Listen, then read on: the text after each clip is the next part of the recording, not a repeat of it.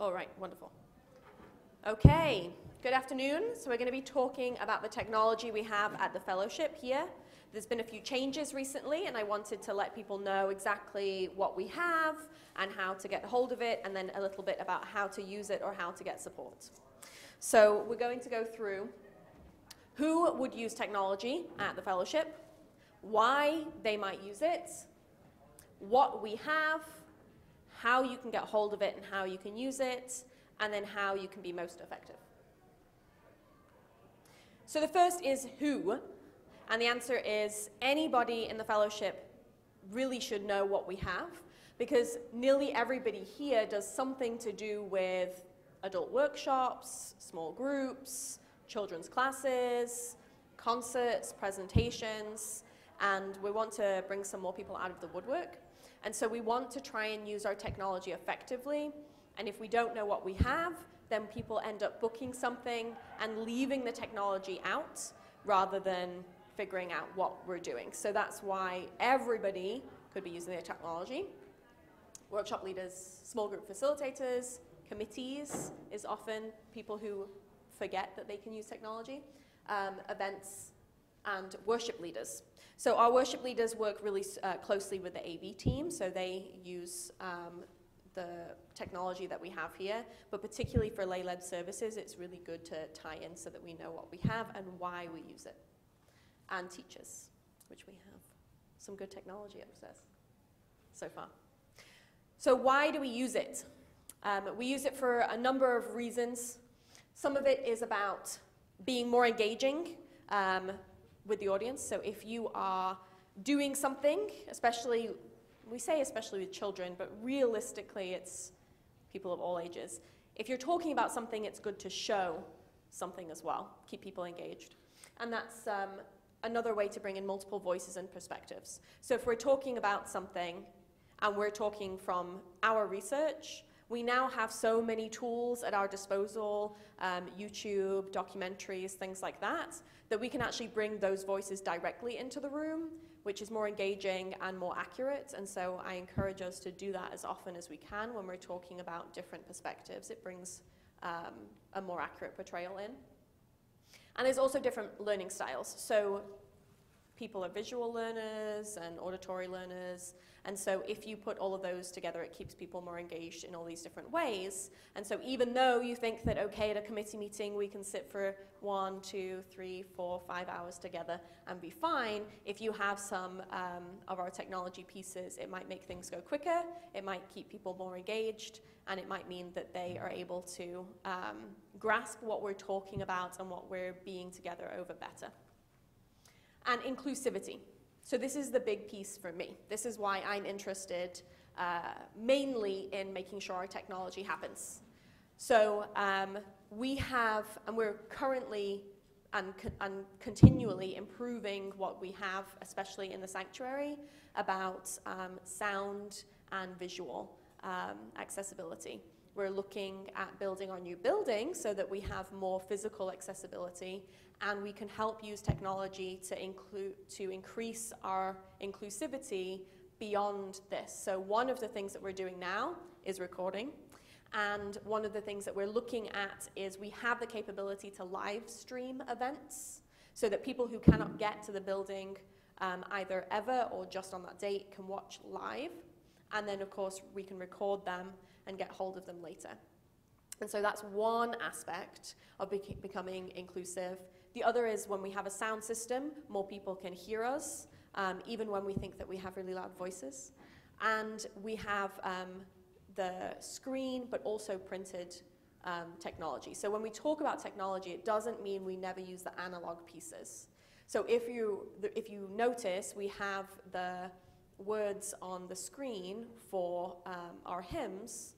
Well, we also have them in the hymnals, and if they're not in the hymnals, they should be printed out. And we're looking at a way that we can have large print versions of the hymn lyrics so that people who cannot see the screen and need a larger print version of the lyrics will have them, or there is also technology where you can send electronically to people who have readers themselves, because the older technology, which we do have, are big, fat hymnals that are like this big and this thick for each song, and then you have to give someone a pile of hymns for the large print version, which is not very useful. So we're still working on a lot of these things, but you'll find out later that all the stuff in the sanctuary, that's why we have a team to support anyone who wants to do things in here. But it's important because of inclusivity, and we're spreading that into other areas of the fellowship too. We're looking at better sound, and particularly the visual pieces and things like that. So what do we have so far? So I'm going to go into kind of different areas because it's easier when you're looking at where in the building are you holding your event. That's kind of where you start, and then you might look at what technology you have available for that. So we have, in the sanctuary, we have the sound system, which I am using here right now. We have our technological crew who help run the sound system, and the projector, which is what we're using right now also, and it has a wonderful little clicker so that you can be more mobile and don't have to nod over at the box, although you can do that too. On the first level, outside, we have a TV on a stand. So if you are doing something in the dining room, in the library, or in the room 100, or in the terrace room, we have a wheelable television, which can then be hooked up. And to use the television, you either have to have an HDMI hookup or a Thunder port. The Thunder port is what Apple TV use, like the Apple computers use, or HDMI is typically what most recent computers have. If you have something other than that, then you'd be going onto the projector. We do have adapters as well. Good. Not all the adapters, if you're using sound and you're going from one to the other, are not going to necessarily be compatible. Only VGA. Okay. So only if you've got a computer that's really more than a decade old. Yeah, which could be the case. So that was, if you have a computer that only has VGA, you might have an issue, but we can go through that when you contact us in bookings. So we do have adapters, but generally HDMI and Thunderport. And on the second level, we have a smart TV stand. So this is new. We have a little small TV up there. We're looking at getting a slightly larger one since 2 stands arrived, so we thought we might as well get a second monitor. So the smart TV links up to, we do have a DVD player, and it also links up to our Wi-Fi system eventually, so that we will be able to get hold of YouTube directly on there, and potentially we have Amazon Prime, and so you might be able to do that for certain events, copyright included. My father is a copyright lawyer, so I'm saying it out loud. We need to make sure that we have the copyright in place, and we do have certain licenses and things to do that kind of thing with.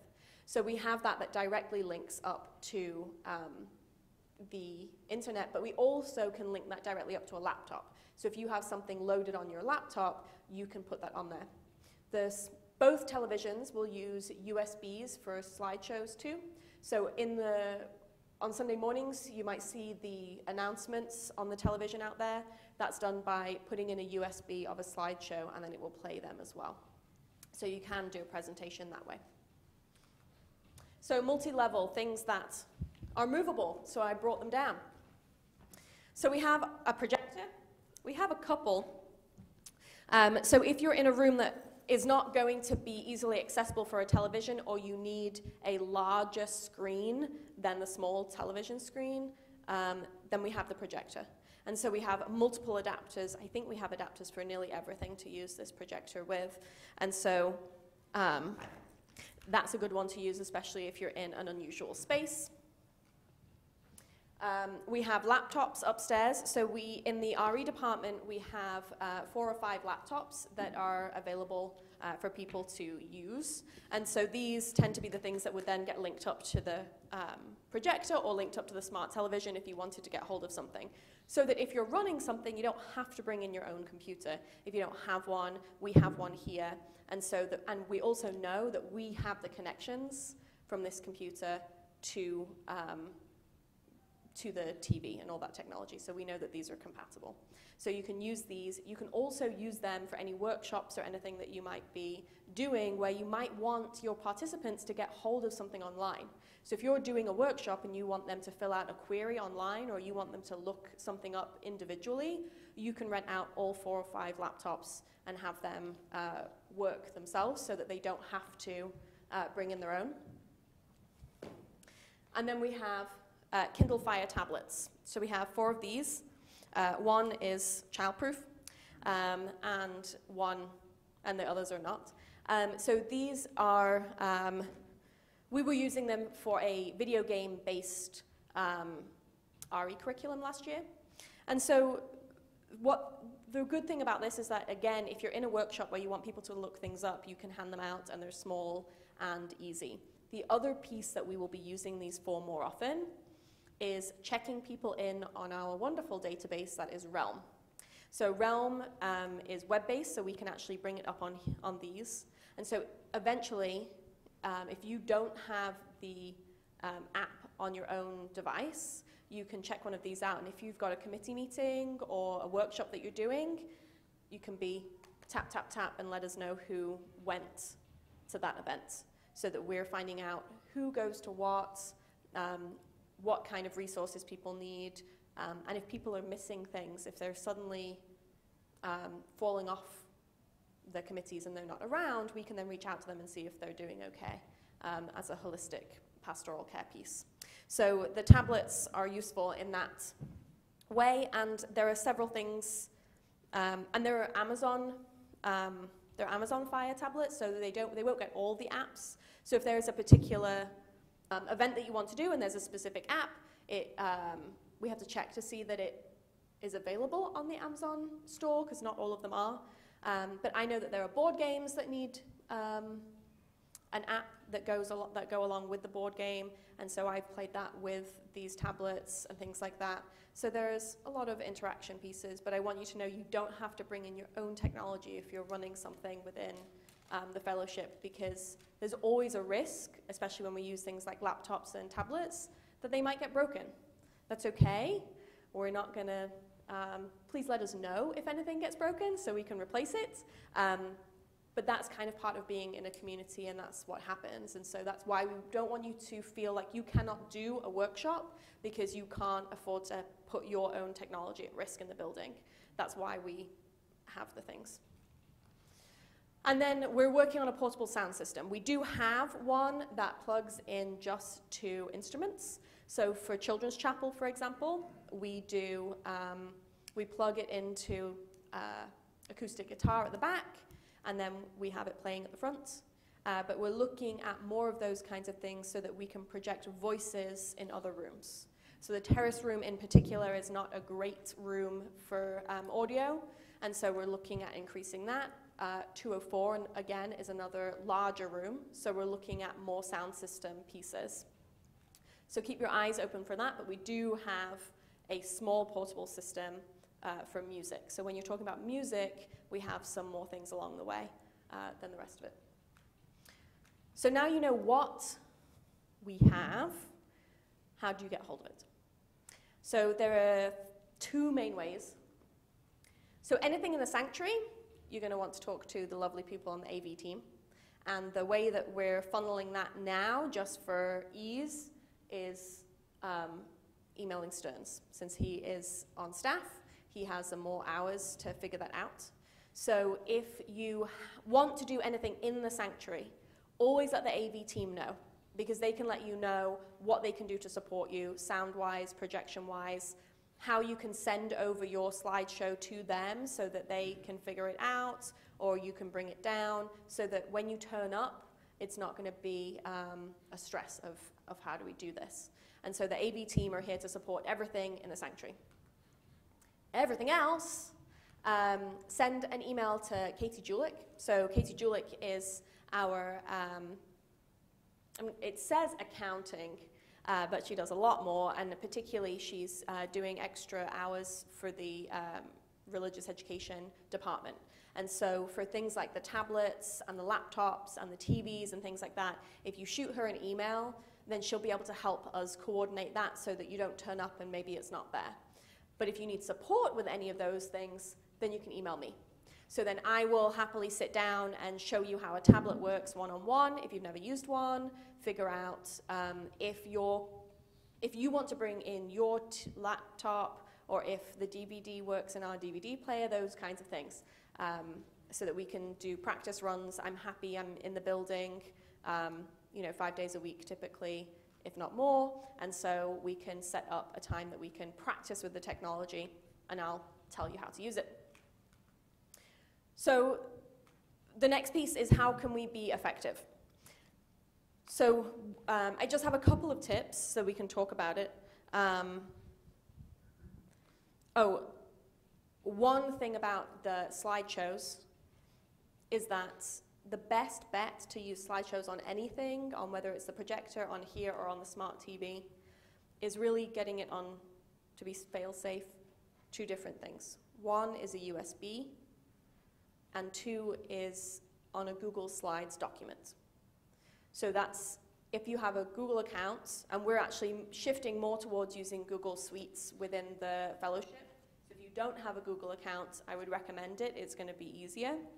But if you make your slideshow in, say, PowerPoint, whatever you normally use, you can then upload it into Google Drive, and it will convert it into a Google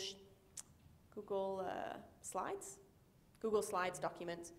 And it's easier then to transfer along. It goes straight to our computer if we put it in the right folder.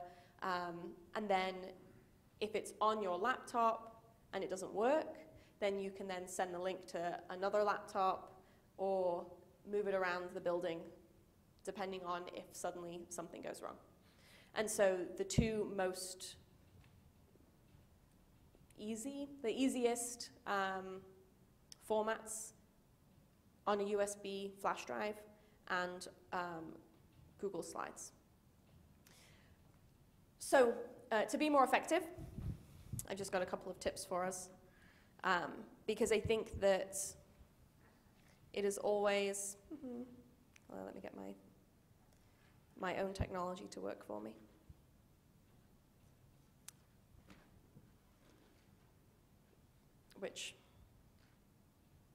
There we go. So there are a few different ways that we can use things. Just because we have technology doesn't mean that we should use it. We want to make sure that we use it in effective ways. So the biggest things are looking at what your event is.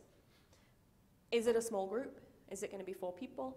Do you think that it's going to be 20 people, 30 people? You start looking at this when you book a space in here anyway, and so you start looking at what space is appropriate for your event, and then you can go on to the next piece, which is, and what technology is going to be appropriate for your event. And so you start with that. For example, if you're going to show a video and you've got less than 10 people, then the small smart TV upstairs is great. If you're going to have 15 to 20 people, then you might get away with the larger TV down here in the terrace room. But realistically, once you start hitting 20 people, you want to be in here. And so then you're going to start looking at, okay, if the sanctuary is booked, I know that I have other TV options, but if your group is too large, it's going to be frustrating. People won't be able to see very well. They won't be able to hear very well. So you still want to make sure that you're using the most appropriate technology for your group, even if you now know, well, we've got 3 screens in the building. That means we can have 3 movie showings all at once. It doesn't necessarily work that well. You want to make sure it's appropriate. You want to think about who you're working with. So again, are you going to use the child-friendly tablets, or are you going to use the regular tablets? If you have a group of children and you might think that they would use a regular tablet okay, but you have one child who is a little extra buoyant, then maybe you want to make sure that when you're handing out the tablets, you hand out the bright yellow one to the extra buoyant child. If you're looking at people who are more likely to have accessibility needs, you're then going to want to be on the first level. You're then also going to want to make sure that you have better sound and better visuals for that same audience. So you want to think about who you're working with and how it might work best. Or you want to be in here and then have a look at the live streaming or recording. We currently record, then make DVDs, and they're in the library that people can check out of all the services. If you do a workshop, if you let the AV team know, then they can record your workshop and get it to you. We do obviously have digital copies because that's how it's filmed. And then if you want to get in touch with the AV team, they'll be able to let you know what's the best and easiest way to get that information to you. And then myself and the adult learning team in particular will help you disseminate information if that's how you want to get it out further afield. And what message do you want to give? So when you're doing something, you want to think about, do I want it to just be us intimately in a room? Do I want to bring in the extra voices? Do I want to make sure that the message I'm sending out is that anybody can come or anyone can be included in my space? And so those messages are not just the explicit message that you've come today to learn about technology, but also about who is invited to come and learn about technology in this workshop and in the way that I've designed it and in the way that I'm using the technology for it. So that's one of the things about how you can be effective. So this is one thing that we talk about a lot. A note from your hearing impaired colleagues, just use a microphone already. Especially when you are working in a group or in a session where the leaders are mic'd, but you're doing a question and answer session, people will tell you, it's okay, I can shout loud enough, I don't need a mic.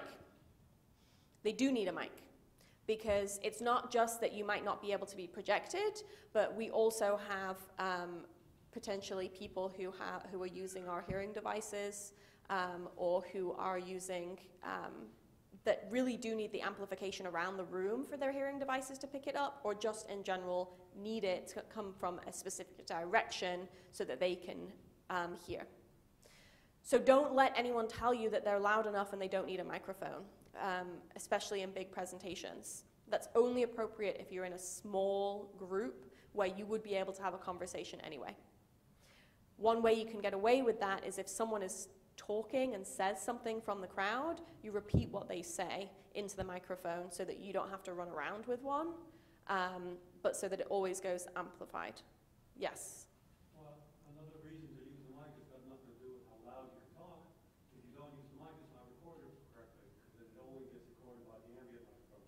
Correct. So if you're in this space, I'm repeating the question. If you're in this space, also when we're recording things, the only things that pick up are the mics, and so there's an ambient mic that's not going to pick up very well, and then the podium mics or the lavaliers. So when someone is watching it later for accessibility reasons, they're not going to hear what people are saying. So if you're doing a question and answer session, it might not make sense then if the person isn't repeating the question.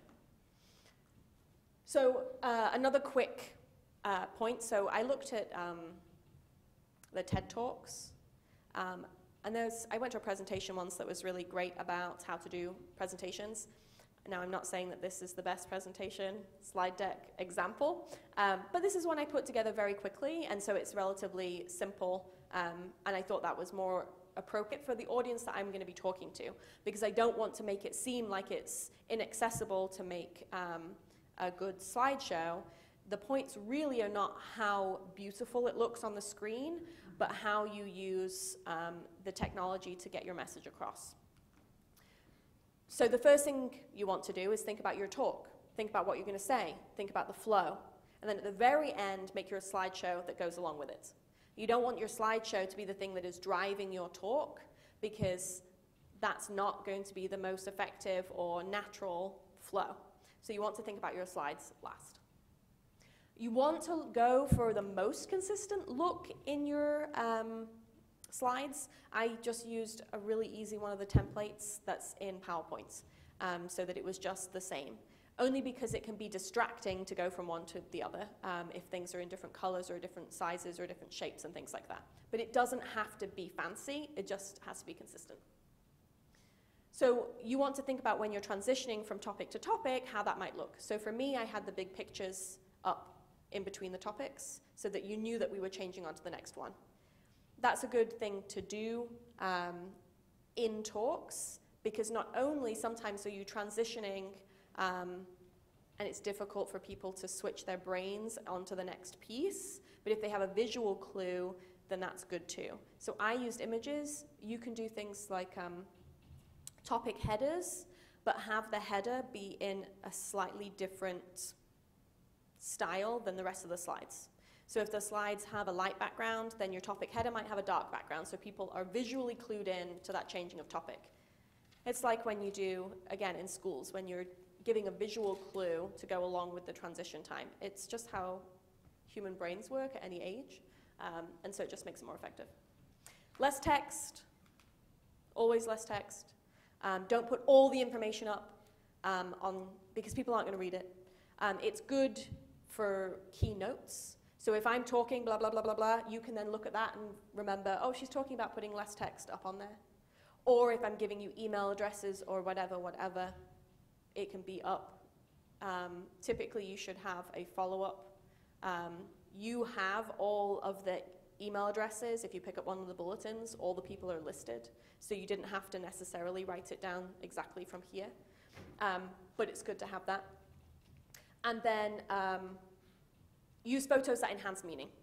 So when you're using photographs, use them so that they link into what you're saying rather than just for nothing. Make sure that they're simple with simple text on it. And so that it helps people engage. We're talking about that different learning style approach. Go easy on the effects. None of this like whoosh, whoosh, whoosh. People don't like it. It looks very 90s. So on this one, I did have the transition of them coming up because I didn't want you to have all that text in your face, so you're reading all of it and you're reading ahead before I'm talking to you about it. But it's just a simple transition of coming up. You don't need the kind of commercial look. Videos. If you have a video on your slideshow, don't have autoplay, because what happens is it takes a minute or so, not maybe necessarily a whole minute, for the video to play. And what happens is the presenters think that it hasn't autoplayed, so they click, and it goes on to the next slide. And so if you don't have it on autoplay, it means that you get the slide up, and then you're clicking it to press play. So that's just a good tip. And if you're using charts and graphs, instead of grabbing them from whatever information that you got it from, the best way is actually just to reproduce something yourself, as long as they're easy. Because then it can look in the same style as what you're doing. You can make sure that it's the right scale, because a lot of the graphs are meant for you to be reading closely, and then if you have it up on a screen, you're going to need the text and things like that to be at different scales. So if you can, reproduce some of those informational pieces. So that's all the things I have to tell you. If anyone wants to come up and see some of the pieces that we have, like the TVs and things like that, I'm happy to come and take you and show you. But realistically, the best thing to do is send me an email when you need things, or send Stearns an email. Yes, but I'm going to take questions now. Yes. I'm a little unclear about your recommendation that people use Google Slides as a format. Mm-hmm. Because, I mean, Alex, does Google Slides work with PowerPoint? I mean, we use PowerPoint as a projector because it knows we have a separate projector and you have a preview and everything. I'm not sure that would work with Google Slides. I think you're a lot better off sending the PPT into Google Docs as a story and not necessarily to convert it to the Google Slides format, whatever that is. Google's rebranded a lot of their stuff. Drive is how they refer to storing files. Right, exactly. So when you upload a PowerPoint file, it goes to Drive and stays as a PowerPoint. Oh, it does. Okay. That's what I'm talking about. If there is a button that it asks you To convert it. to convert it to slides, we can technically view it. There's no I button, so don't do it. I wouldn't do it without any. It's not worth the hassle. Okay. Just stay with PowerPoint, because then you just click to open it on the computer and it will just know how to display the projector properly. Otherwise, it just shows it on the regular screen, not the Right. projector. Okay. Exactly. So PowerPoint is the best, but Google Slides do work. I guess if people have them, it's projected, but If they already have it in a slide format, we can work with it if you have an AV staff member. Mm-hmm. You could not probably get it going yourself. Right. Yeah, yeah. It requires a little bit of finishing Okay. knowledge. So PowerPoint sent to you with a Google Drive link. That's fine. That's Okay. how we do all of our Yes. PIMs and everything. Okay. So if you do PowerPoint, if you link it up to Drive and then send it, the thing is if this sounds confusing, when you're using this space, you're going to be emailing the AV team first anyway, and they can send you through those steps. I was saying Google Slides so that if people don't have PowerPoint, That's fine. they can use Google Slides. If that's how the content was created in the first place, that's a different question. Right, right. But then they can load it up to Google Drive. Mm-hmm. Now, similarly, I think that I don't want to emphasize this, but it's important to have, like any video that you intend to show, have a local copy and not necessarily rely on the thing being streamed. Yeah. You know. Don't embed them in a PowerPoint file. Yeah. They work sometimes, not all the time. And then trying to pull it out of the PowerPoint file again to try and play it separately is just, Well, that's not exactly what I'm saying. What I'm saying is to No. have a local copy so you're not relying on Wi-Fi to pull it down. oh, yeah, yeah, yeah. So that's a different point, but your point is correct. If you're presenting in the meeting room, don't only have a YouTube link. Yes. Have the file downloaded as well, just in case. So because we're an old building, it means that our Wi-Fi is not always the most reliable. And so a few of the things, like the details like this, which is making sure that we have a downloaded copy. A downloaded copy of the whatever video you're going to show, rather than a link to Right. a website, which then you might get an ad pop up at the beginning, That's true too. right? Which is not necessarily what you might want if you're doing a nice meditative guided meditation on YouTube. And also it means that if we have it separately, sometimes it's easier. If you embed the file, if it doesn't work, that's a problem. If you have it separately, then sometimes it's easier if you let the AV person know, if you have someone on AV, like stationed for you, then they can have that ready and bring it up at the appropriate time so that you're not, so they can cue it so that they can play the ad first if even the ad gets downloaded, and then have that ready. So that if you're using it in the service, it can be separate rather than in the file. And all of those kinds of details will be walked through. So whenever you want to use something particularly in here, you want to let AV know, because there's other things like the images in a slideshow are better to be in which format? Do you remember? If you're embedding an image, it doesn't matter. You mean JPEG versus? is that- JPEG versus PNG? If it's in a slideshow file, it converts it to its own thing internally. It always works as an image. It's just videos that are kind of finicky. All right. We'll go with that. If you want to do your best to break our system, go ahead. I think all images will work. Okay. They might now. They didn't used to. It wasn't for sure at one point. Yeah. So there are always some tricky things. And because things are always updating, then there may be things that you want to watch out for, which is why, realistically, the answer is contact your teams that are going to help you, especially here. That's why we have a whole team. So that you can add your images, you can add your videos. If there's anything in particular, music, things like that, then you can let them know and they can help you. Any other particular questions from the floor now? Yes. The network connectivity in 204 is much improved this year. Mm-hmm. Are there any rooms that are not as improved, or is that something that Katie knows if we Yes. schedule a room? So we're talking about internet connectivity, and so different rooms have different levels because we said all building, and we did some improvements. When you contact Katie, especially if you're booking a room anyway, if you let her know, I need Wi-Fi, I need this, then she'll let you know which rooms work well and which rooms don't. There are still some rooms that are lower spots, and she knows where all of those are. So whenever you're booking, tell her, you know, the kinds of things when you book a room. How many people, what's the kind of event, what technology do you need, which includes if you need to use Wi-Fi or not. So there are a couple of spaces that are still kind of dead spots, and Katie does know those, yep. And room 204 now is greatly improved because we have the school in, so we were able to fund some of that extra improvement. Yep. I think I saw a sign that this room has telefoil, is that correct? There was a sign for telefoil, I was a little surprised. I am not aware that that is working. Okay, because telefoil, if it works, I think would be fantastic, but I didn't know that we had it, and I guess we have it, but it doesn't work, is that what you're saying? I don't know. So telecoil is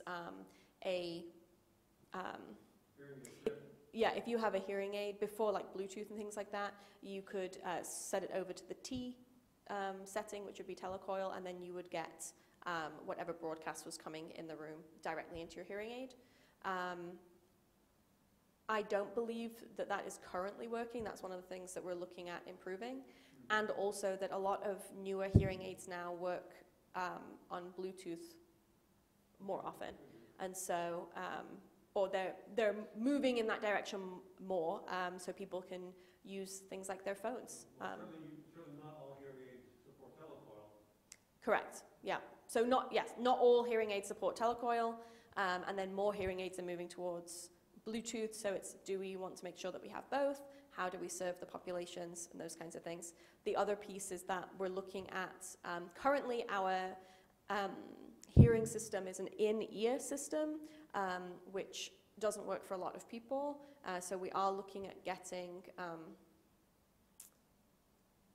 noise cancelling over the ear headphones, so that not only can people hear, but also if there's noise from people in the room, and that's going to be, or some of it is the echo. So for some people with balance issues, the echo is not great. And so with the noise cancelling headphones, that will solve a lot of those problems for people in the room. Okay. So if anyone does have any questions and you want to do things, send us an email. I want to make sure that the technology that we're investing in is things that people will use, and to see what people want, so that when we're looking at, you know, next budget year and things like that that are coming up, what improvements we want to make along the way. What are people having to bring in from home? What is not working? What is not compatible? What things people would like to see? And so all those kinds of things, let us know. All right, good. We can all go get lunch or have a Sunday afternoon nap. Fantastic. Thank you for coming.